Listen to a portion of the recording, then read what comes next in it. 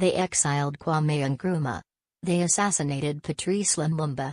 For decades, Africa's boldest visionaries were erased, not because they were wrong, but because they were right. Because they threatened the balance of global power built on exploitation, theft, and control. Today, their ghosts walk among us, not in sorrow, but in resurrection. From the burning Sahel to the booming voices of African youth in global capitals, something is happening. A movement. A revolt. A revolution. The spirit of Pan-Africanism has returned, and with it, the death knell of Francafrique. This is not a protest. This is a reclamation. Francafrique is the name of a monster dressed in diplomacy. It's the post-colonial system by which France kept control over its former African colonies, militarily, financially, and politically. It pretended to grant independence, while ensuring dependence. Through the CFA franc, controlled by the French treasury, African economies remained shackled. Through puppet regimes backed by French military might, African sovereignty remained an illusion. African gold, uranium, oil, and cotton flowed north. In return, Africans got debt, destabilization, and dictatorship. France intervened militarily more than 50 times in Africa since independence. Each time, it claimed to be preventing chaos. In truth, it was protecting its interests. This is Francafrique, the colonial master wearing a post-independence mask. But the mask is cracking. Burkina Faso, Mali, and Niger, 3 nations long seen as puppets, have broken the strings. Led by military officers grounded in the legacy of resistance, they have expelled French troops, shut down colonial media, and formed the Alliance of Sahel States. At the heart of this alliance is Ibrahim Traoré, a young artillery captain who rose through the ranks not for power, but for purpose. In less than a year, Traoré expelled French forces from Burkina Faso, shut down French media outlets like RFI and France 24, nationalized local resources and launched audits of foreign mining contracts, inspired a wave of continental solidarity not seen since the days of Sankara. Traoré, unlike other coup leaders, didn't seize power to enrich himself. He refused to meet Western envoys. He rejected IMF handouts. He declared, "Our compass is the people." Mali, Niger, and Burkina Faso have officially withdrew from ECOWAS, the West African bloc they claim is serving foreign interests. They formed a new union, the Alliance of Sahel States, focused on mutual defense, trade autonomy, and political sovereignty. Together, these nations are planning their own currency, coordinating anti-terror military operations, building infrastructure independent of foreign donors. This alliance is not just political. It's philosophical. It represents the revival of Nkrumah's dream, a united, sovereign Africa. The West is not watching quietly.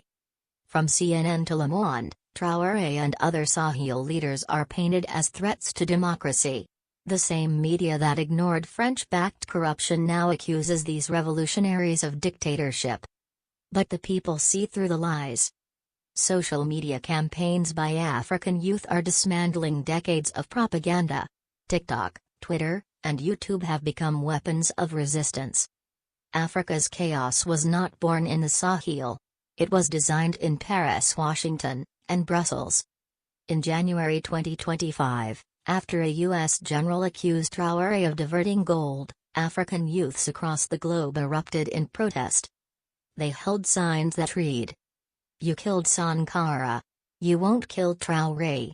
Africa for Africans. Down with Francafrique." From Paris to Johannesburg, from New York to Ouagadougou, a new wave of Pan-African identity has risen. This is why Traoré inspires. Because he reminds Africa of what it once was, and what it can be again. Before Traoré, there was Kwame Nkrumah, who called for a United States of Africa. Patrice Lumumba, who died for Congo's independence from Belgian control. Thomas Sankara, who led Burkina Faso for 4 years of anti-imperialist reform. Muammar Gaddafi, who proposed an African gold-backed currency. Amilcar Cabral, who led Guinea-Bissau to independence. Each of them dreamed the same dream. That Africa must rise, united and free. Each of them paid with their lives. And now, that dream lives again. The same West that funds Israel's war on Gaza condemns Traoré for kicking out French troops. The same France that hosts Paul Biya, a dictator of 42 years, lectures Mali on term limits. The same US that trained over 50,000 African soldiers through AFRICOM now wonders why coups are happening. It's not about democracy. It's about control. Africa is only acceptable when it obeys. But a disobedient Africa? That terrifies them. The Alliance of Sahel States is just the beginning. Gabon has risen. Chad is rumbling. Congo is boiling. South Africa is defying the West at the ICC. A new Africa is being born, in pain, in protest, in power. One where resources are nationalized. Currencies are sovereign. Foreign bases are banned. Leaders are chosen, not installed. The African Union now stands at a crossroads. Will it stand with the people? Or protect the system built by colonizers? Francafrique is dying. Not because France let go. But because Africa refused to keep holding on. The empire is collapsing. And Africa is rising. We don't want charity. We want justice. We don't need saviors. We need solidarity. We don't fear isolation. We fear submission. Traoré is not the end. He is the beginning.